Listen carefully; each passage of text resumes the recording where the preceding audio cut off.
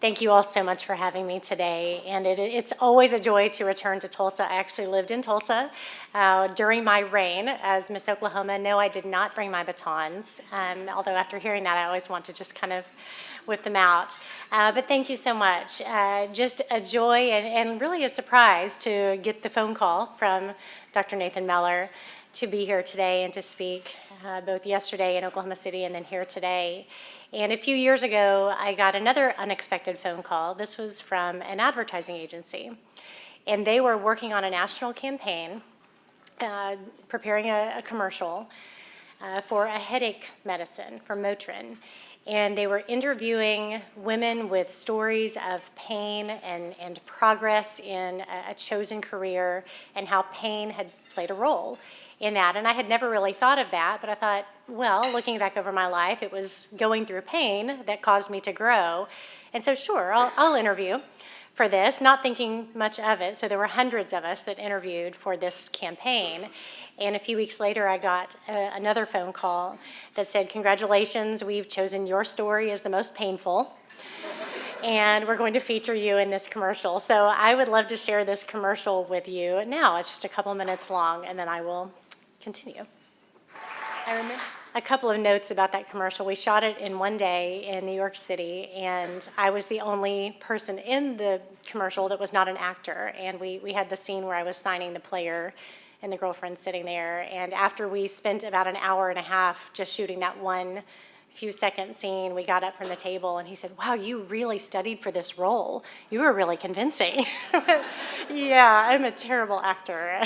This is what I actually do.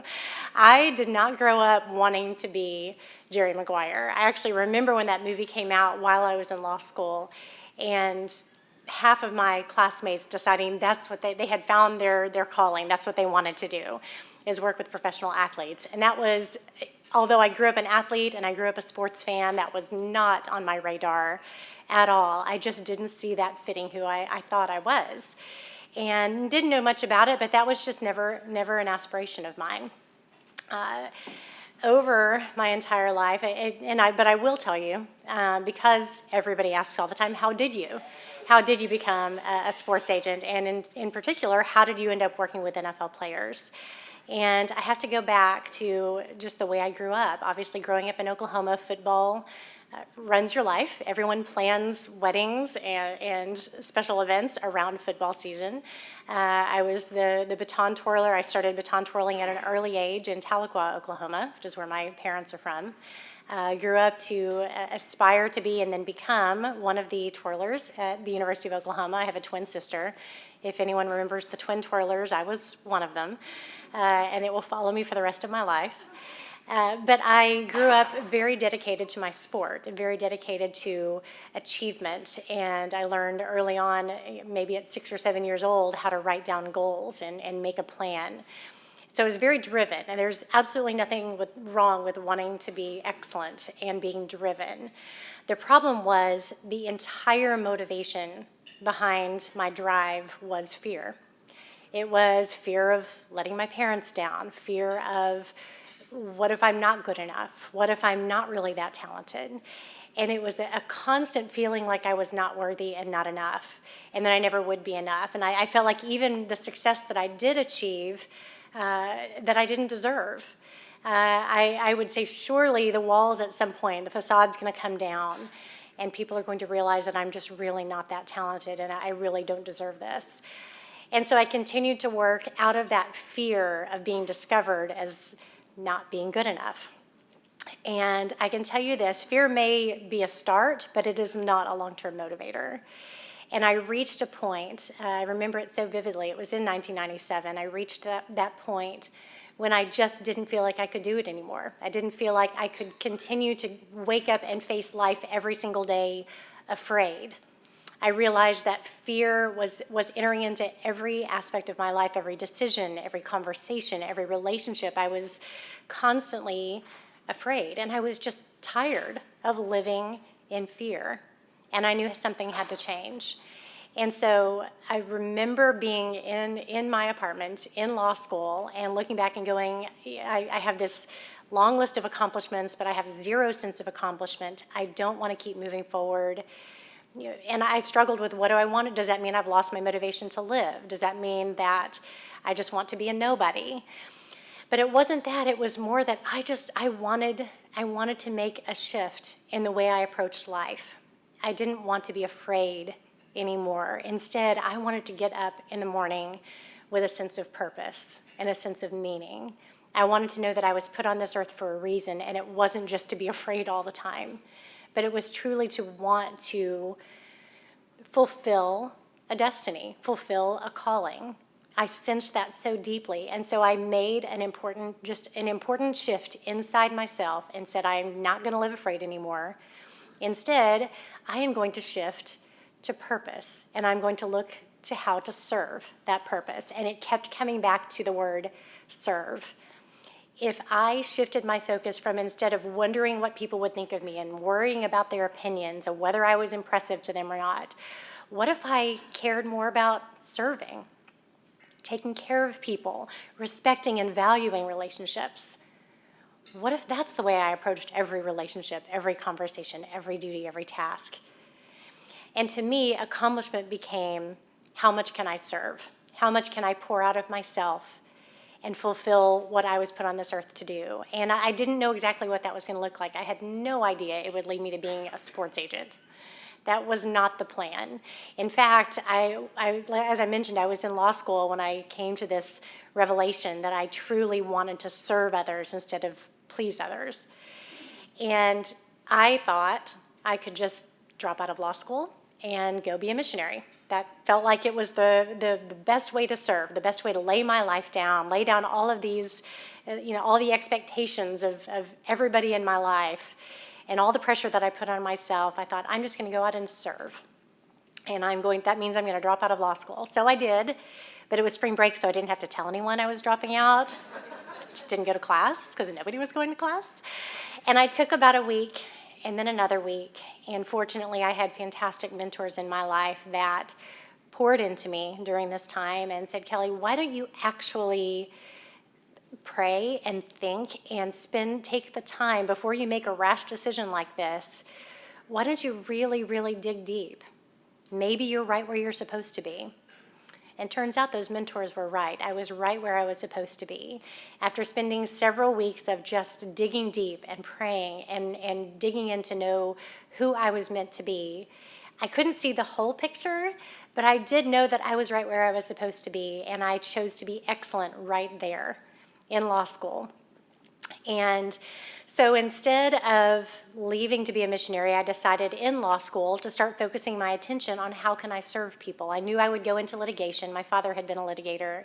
I knew I would do that initially, but I really wanted to connect this newfound purpose and passion, this newfound calling of serving others. I wanted to connect that with what I was doing. And so I decided, again, thinking this was all me instead of my life going in the direction that it was supposed to all along, I decided to start studying nonprofit and ministry and missions and charitable organizations. And that became my passion at that time when I got out of law school. So you're probably still wondering, how does this get back to football?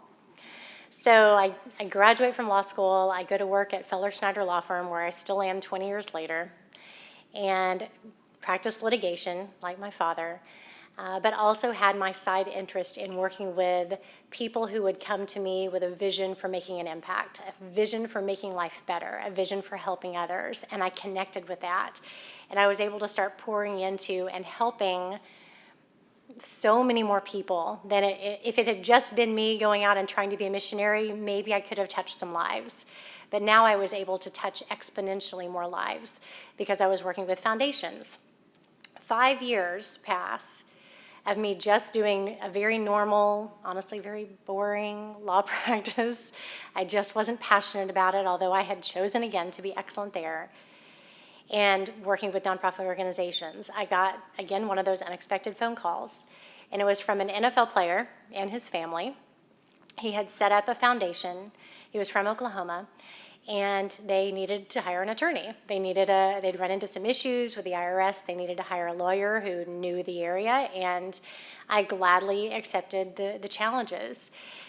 But what I didn't realize is that my next step was going to open wide in front of me. As I sat in meetings with the player and with his family, a whole new world opened up to me. I realized that what I pictured, the way I pictured NFL players, professional athletes, and agents working was so limited. And I realized that this is an opportunity to work with people who have dedicated their lives to excellence, whose dreams have come true, and now they need people in their lives to protect them, help them build a legacy, and help them make an impact. And that, to me, brought everything full circle. It was everything that I had loved and prayed for and wanted to find in life. Everything that I was passionate about finally came together. And I look back and I'm so thankful that I was patient and I was excellent right where I was in every step of the way, and that I was able to see everything come together in the way that it did, in a way that I would not have planned it if I had made sure I was in charge, or if I had continued living in fear.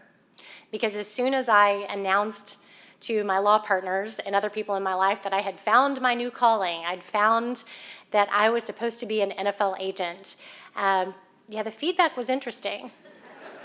Not everybody was quite as enthused about my newfound passion. As you can imagine, I was told, and granted, a lot of people I think were trying to protect me and saying, Kelli, I don't know, you're so nice. Are you sure you can do that? And you never played football. You're a girl. Yeah, I got that. What does that have to do with me being an NFL agent? But it was one of those things that I knew that anchored me so deeply that I knew I had found what I was meant to do. And if I had been controlled by fear, if I'd been controlled by looking at every other person that had tried to be successful in the state of Oklahoma as an NFL agent and seen the failure, if I had looked at that, I never would have taken a step forward. And I think one of the things that one of my mentors told me one time that stuck with me was that the opposite of fear isn't necessarily courage. It becomes courage, but the opposite of fear is action. When you stay in fear, you do stay locked up. And I had stayed locked up because of fear up until that moment when I knew I could step out with purpose. And so I took action in the face of all of the people telling me not to do it, that I was crazy to try to do it. I did probably the craziest thing I possibly could have done. Now, those of you who have been to law school maybe can appreciate this. When I was coming out of law school, I wanted to go into a safe environment. I wanted to go work for a law firm where I would have clients and I wouldn't have to go out and be a rainmaker. I could just do work and learn. And I looked at my classmates who were going out and hanging out the shingle and thought they were completely insane, that they would go into business for themselves, by themselves. And so I did what I thought was safe. I went to work for a law firm out of law school. When, again, 5 years later, the year that I became a partner in my law firm, I also decided to start a sports agency. Guess what I did? I hung out the shingle.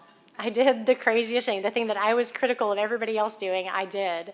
I hung out the shingle, and I started KMM Sports, and I had door after door after door slammed in my face. You heard the story of when I was told I didn't belong, and a little bit more of the backstory of that.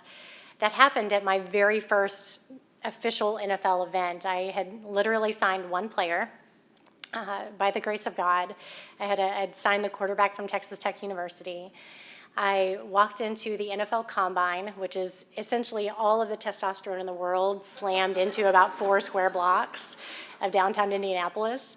And as I looked around and realized I was the only woman, literally for at least blocks, it felt like miles, I walked in and I thought, this is my chance to not run away and hide in fear, but to take a step forward, to take action, and to step into my destiny. This is it. This is my opportunity.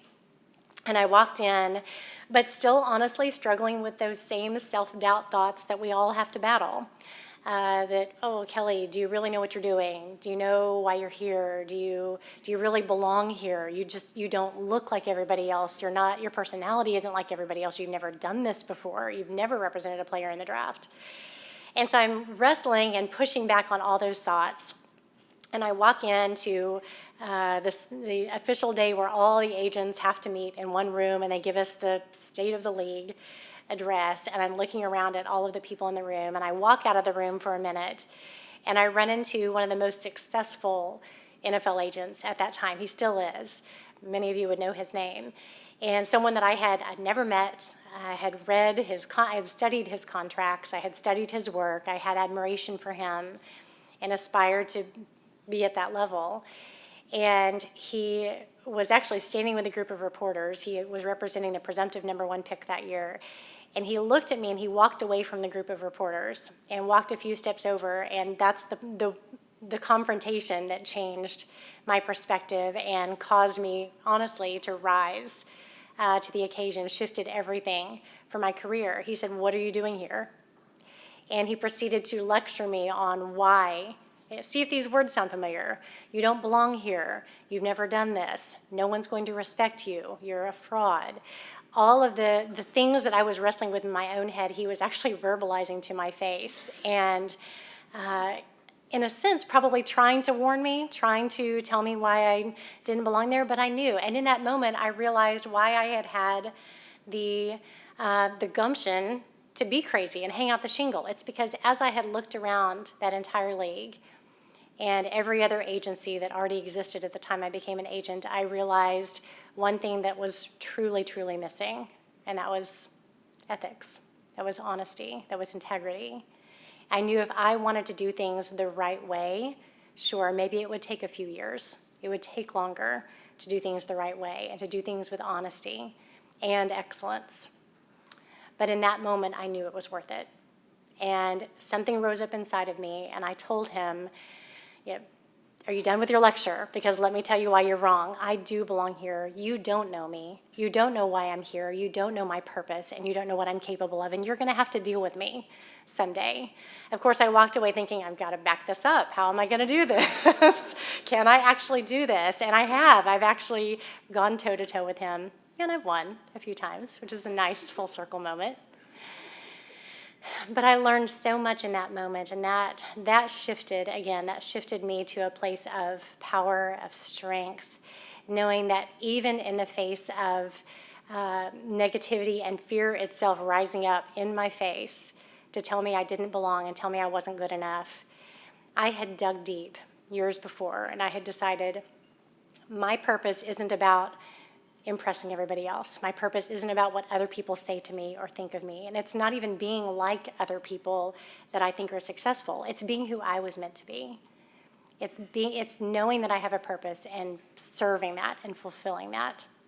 So that's how I became an NFL agent, was truly looking to serve and to fulfill my purpose. It wasn't about impressing anyone. It wasn't about the money. It wasn't about the glamour. And it was truly fulfilling my purpose. So that's how I became an agent. People also ask me, what's it like to be an agent? What do you deal with? And again, I go back to what I thought being an agent looked like, and especially what I thought professional athletes were like. A lot of times people approach me, whether it's while I'm traveling or at games, and they'll, when I say I'm a sports agent, which sometimes I don't want to have a conversation, so I just say I'm an attorney. It's really boring. Because if I say I'm an NFL agent, of course the questions come out. But a lot of times the critique comes out. Oh, those entitled, jerks, they have many choice words because they see the examples. So many times you don't hear about the good that's being done. You do hear about the bad eggs. But I wanted to share, just to illustrate what my job is like and the type of players that I deal with and the lessons that they've taught me. I wanted to share sort of a story about two of my players, and I call it the tale of two NFL hopefuls. And I hope you'll understand as I'm telling the stories of these players, they reflect the same lessons that we all need to internalize, the lessons that I've learned through my life. So both of these players were both clients of mine. Player number one, not going to mention his name, years ago, very talented. In fact, coming out of high school, he was by far the top wide receiver in the nation, the highest recruit in the nation. He made his choice on national television, and he chose USC. He goes to USC as a freshman, expecting to be the man, and he wasn't. Freshman year passes, sophomore year passes. He's still not the man. like he expected to be. So he transfers to a smaller school, smaller Midwestern school, still Division I, but a place where he knew he could be the man. He had to sit out a year. During that year, his father actually reads an article about me, reaches out, and asks if I would meet with them about representing his son because he was sure to be a star in the NFL. And I said, sure. So I met with him and felt like, this is a player, he's the most talented player I've ever met with. This could be great. And then he goes out in the first game of his senior year and tears his ACL. So he never actually sees the field. And so now I have a player who was great coming out of high school, but is probably going to end up going undrafted in the NFL. And it was up to me to make sure that he had an opportunity. Here's the problem. This player had never truly faced adversity, and when he did, he always blamed others. He didn't learn. He grew bitter. He looked for a way out. And when he tore his ACL, he felt like life had just been unfair to him, and the world owed him something. Interesting, isn't it? How different people can handle adversity different ways. It can either grow you, or it can make you bitter and beat you down. So this player goes through the entire senior season. I sign him. We go through the draft, and he, of course, goes undrafted. And yet I still convinced a team, even though we didn't have any game film to show, which is how I pitch a player to a team. We had high school game film. The Chargers decided to give him an opportunity. And so, very excited, I call the player and his dad and put the player on a plane, and he goes off to California to sign with the Chargers. And just a few hours after he arrives, I get a phone call from the general manager that is not a happy phone call. And the player, the very first thing that he did when he got to the Chargers facility was complain and throw a fit about not getting the jersey number he wanted. Yeah, that was a great way to start. And it went downhill from there. He didn't get the play time that he thought he deserved. He started not showing up on time for practice. He started not going to required meetings. And if there is a handbook for how to get yourself cut in the first 24 hours from a team, he didn't last very long, as you can imagine. All the talent in the world faced adversity, decided to get better, made poor decisions, and his NFL career could have been spectacular, and yet he found himself on the street. Player number 2, not quite as talented, played football at a small school in Oklahoma, no college scholarship offers. He actually paid his way to go to a recruiting weekend at a small school in North Dakota. He was one of, I think, about 10 players that attended this recruiting weekend, and he was the only one that had paid his own way to go. And after the end of the weekend, after they'd been to a game together and had met all the coaches and seen the facilities and all the things they do on a recruiting weekend, had a lot of fun, one by one, each player went in to meet with the head coach before leaving for the weekend. And this player was the last to go in. He had watched every player go in and come out with a big grin on their face and a scholarship offer in hand. And this player walks in, sits down with the head coach, and the head coach said, "Well, son, we really wish you the best. If anything comes open, any opportunity here, we'll let you know. But why don't you go back and see what else you can find back home? But thanks so much for taking the time to come up." So he left dejected. But instead of getting bitter and instead of feeling like the world owed him, he decided to rise up. He decided to dig deep, know who he was meant to be, and to fight forward. It actually caused him to grow and grow stronger. He came back to Oklahoma. He walked on at his dream university, Oklahoma State University, started there as a walk-on, worked his way up not only to earning a scholarship, but also seeing significant play time at the tight end position for Oklahoma State. He actually played what's called the cowboy position for Oklahoma State, playing both tight end and fullback. He was one of those players that was still very much under the radar, and yet when his family reached out to me, I knew enough about his journey that I took him on in a heartbeat. I decided this is a player that I can represent, and I was not wowed by his talent or by his measurables, but I was wowed by his heart and by the decisions that he had made to dig deep and go after his purpose. We met. I signed him after his senior year. We went through the whole process. I had prepared his family that he might go undrafted. He did go undrafted, but instead of being upset, instead of showing up and demanding that he wanted a certain jersey number, he chose to put his head down and go to work. He signed with the Dallas Cowboys as an undrafted free agent. He got cut first year, got brought back and put on the practice roster, which practice squad only practices they beat their bodies up just as much as the active roster players, but they don't get the glamour, and they certainly don't get the money of the players that get to suit up on Sunday. And he did that for almost half a season until we got the phone call that he was being activated.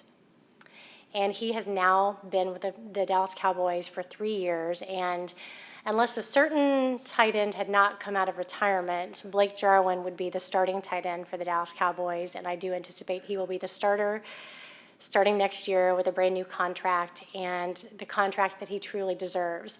Not because he was the most talented player coming out of high school, not because every door opened for him, but because he chose to dig deep. He chose to see adversity as fuel to the fire. He chose to fulfill his purpose, and he made the decision he would put his head down, be excellent right where he was with whatever opportunities he was given, and he would go above and beyond. He would value opportunities, he would value relationships, and he would value doing things the right way. I don't know if any of you watched Monday Night Football, but he happened to score a touchdown for the Dallas Cowboys on Monday Night Football. So again, people ask, what do I do as an agent? As an agent, I believe in people. I look at their lives. I look at how can I make their lives better? How can I help them realize their potential? How can I protect them? How can I advocate for them? How can I fight for them?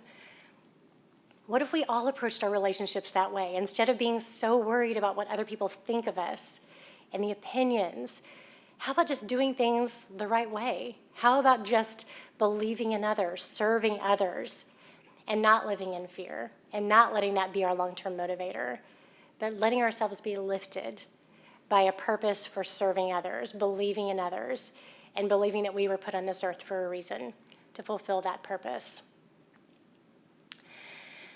Just to wrap up, I wanted to tell one more story, and this is actually the story that I go back to constantly when people say, how in the world did Kelli Masters, this girl who used to be the shyest person in the room, is that right? Most shy, quietest person in the room, the nicest person. How did she grow up to be a fierce advocate for NFL players?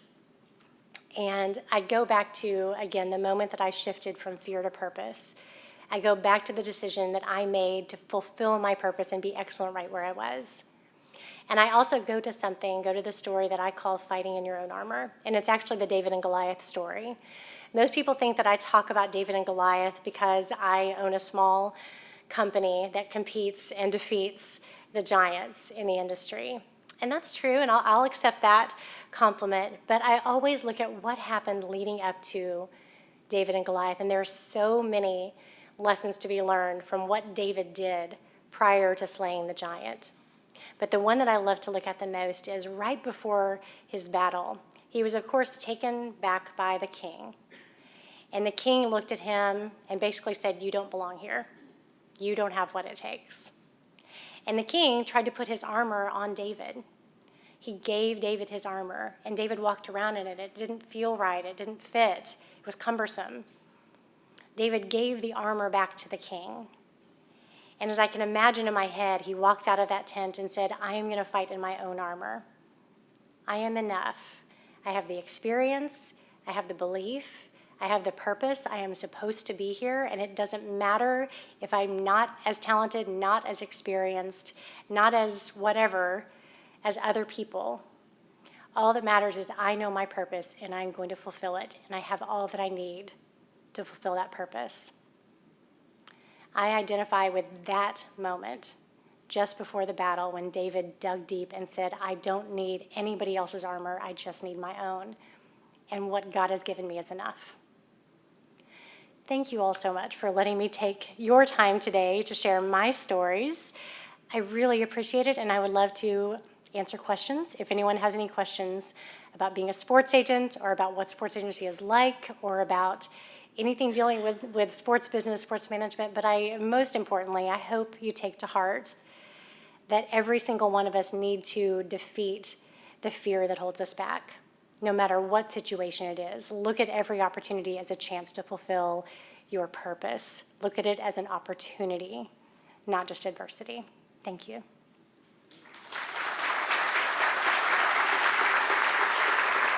Thank you. And I should have asked for questions or should have told you I was going to take questions before so you could prepare. I'm putting everyone on the spot. Anyone have anything? Yeah. Besides negotiating contracts, do you also represent players for like endorsement interests? I do. So people ask all the time, what's your day-to-day look like? What all do you do for players? And sometimes I feel like it's easier to say what I don't do. I'm their attorney. I do represent them and prepare them through the draft. I set up their training. I set up their physical therapy if they need it. I negotiate their contracts. I deal with if they get injured on the field. Most people, if you're watching a game and you see a player go down, you're concerned about him getting up, and I'm too, but I'm also already on the phone with the trainer who's on the sidelines, who's about to take him back to get looked at. At least I hope he's not going to have to take him back to the locker room to do an examination. So I'm already working with, by the time someone gets up off the field from an injury, I've been on the phone with the trainer. I've looked at who's our second opinion doctor, what are going to be our options if we need surgery, where is he going to do his rehab, all of it, every detail that you can imagine with a player on the field, and then also, as you mentioned, off the field, with brand management, with marketing, with business interests, with major purchases. I have shopped for homes, I have shopped for furniture, I have shipped cars, I have shipped dogs, I've planned weddings, just pretty much everything you can imagine that goes on in an NFL player's life on and off the field, I'm part of. I'm basically a mom for about 30 athletes. Yes. Have you ever represented any female athletes? I have. Actually, my very first female athlete that I represented, I got a phone call from a former Chicago Bear, Tommy Harris. I don't know if you'll remember Tommy. He played at OU and then played for the Bears, and he called, and he was friends with one of my players, and he said, "Hey, Kelly, I have this woman that you need to represent." And I said, "She plays football?" And he said, No. She was a track athlete at University of Illinois, but she's going out for the Olympic bobsled team. And I said, "Well, how long has she been doing this?" "Oh, well, she just started. She's never actually been in a bobsled." And I went, "Well, okay, that sounds promising." And so I flew to Chicago and I met with her. Her name is Asia Evans. I have now represented Asia for about 7 years. She is a 2-time Olympian. She is an Olympic medalist. She holds world records as a push athlete, and I can tell you it was really, really fun and refreshing to represent a woman who, quite honestly, could play tight end in the NFL. She is such an incredible athlete. She's beautiful inside and out, and has really been a lot of fun. Although I really did have to shift when we were doing, when I would go to appearances with her, I had to remember that we actually needed hair and makeup and wardrobe. Instead of just telling my player, "Hey, make sure you wear your nicest suit." That's pretty much all I had to worry about with a football player. With her, it was a little bit more complicated, but so much more fun. So much fun. Anyone else? Any other questions? Yeah. Do you help them with planning for life after football, and if so, do they actually listen? I'll repeat the question. Do I help with planning for life after football, and do they actually listen? That's actually a 2-part question. I have a 2-part answer. One, yes. We start talking really from day one, and it really is less about, in the beginning, a 21-year-old does not want to talk about retirement. He just doesn't. As much as I wish they would think about it from day one, we really talk vision, and I try to help players understand that you're going to go through this draft process, and it's going to be hammered into you. We want to know you're committed. We want to know your life is all about football. You are football, and that whole approach that NFL players have to eat, sleep, and breathe and be football is great while they're playing football. But I've seen time and time again players that their careers either end quickly or maybe they end in 10 years. but it never seems to end well. There's always a transition where players are trying to figure out, okay, if I'm football, but I'm not playing football anymore, what am I and who am I? And so we start talking vision and purpose from the very beginning, and I help players see that they are more than just their stats. They're more than just their performance on the field, and try to help them see themselves as leaders and contributing citizens in society, getting involved with charity, or getting involved with politics, or getting involved in businesses that they might be interested in. So I try really to paint vision in the beginning, and then we map out a plan throughout their career to do that. I make sure they have a great financial team. I don't manage their money. That's conflict of interest with what I do, but I make sure they have great professionals, and I'm sort of the gatekeeper for the team. As to whether they listen or not, I have stories on both sides. I thought when I became an agent I was going to fix everybody. Isn't that just typical? That I thought going into this I could fix every man that I talked to. Oh, I can fix him. And it doesn't exactly work that way. Some listen, and I actually have 2 players that started in the league at the exact same time. Both have made exactly the same amount of money. One is not doing so well, and the other is set for life with his real estate investments. So yes, they listen sometimes, but not all the time. So it really is, and I think that's something else that people think, that players just don't have access to great education or great guidance or great leadership, and that's true of some of them, but even it's true of every individual. It is what you do with it. Advice doesn't work unless you work. So. Yeah. What's your perspective on the latest NCAA ruling? I was hoping someone was going to ask that. So the question about the new NCAA, actually it was just a set of guidelines. To be honest, reading through what the NCAA proposal included, it sounds good, but actually implementing and putting it into practice is going to be, I don't know how you accomplish everything that they said they were going to accomplish. I think looking across the nation at states, and Oklahoma is actually going to be one of them, that is moving towards really protecting the rights of student athletes to benefit from the use of their name, image, and likeness, which every other student gets to do. And how do we carve that out so that it's not used inappropriately? How can it truly be protection of rights as opposed to pay for play? The NCAA's version of that, of what the rules that they're supposed to promulgate by January 2021, really says if you read it, it says compensation for name, image, and likeness of players, but it can't be related to their performance or their participation in athletics. How's that going to work? Who's going to know who they are unless they're performing and participating? So that's one. That doesn't really make sense. It also says that it has to be in line with the collegiate model, and the collegiate model is no money. It's scholarships. It has to be educationally focused. So if you're saying that players can benefit but they're not going to be allowed to be paid, what does that look like? And does that mean that now athletic departments are just going to have more money to work with? Does it mean that schools are going to have more money to work with, or does it actually mean that individuals are going to be able to profit? And then obviously from my perspective, who's going to be managing that for them? Who's going to be helping players that are now, we're not dealing with 22-year-olds, we're dealing with 18-year-olds. And they're now looking at, can I get paid for posting this on social media? And who's helping them? So there's so many layers. I hesitate. I give the "it depends" answer all the time as an attorney when people ask me what my opinion is on players being paid. I can say this: the players that I recruit from Division I schools are doing quite well, thank you. They are getting amazing scholarships. They're getting amazing benefits. There's a lot of pressure on them, but they are being taken care of. My concern is for athletes that don't get full scholarships, that are not in revenue sports, and what are the sacrifices that they're having to make. So that's really my concern. Great question, though. Great questions from all of you all. I have taken up enough time. Thank you all so much for letting me join you today, and have a wonderful rest of your day. Thanks.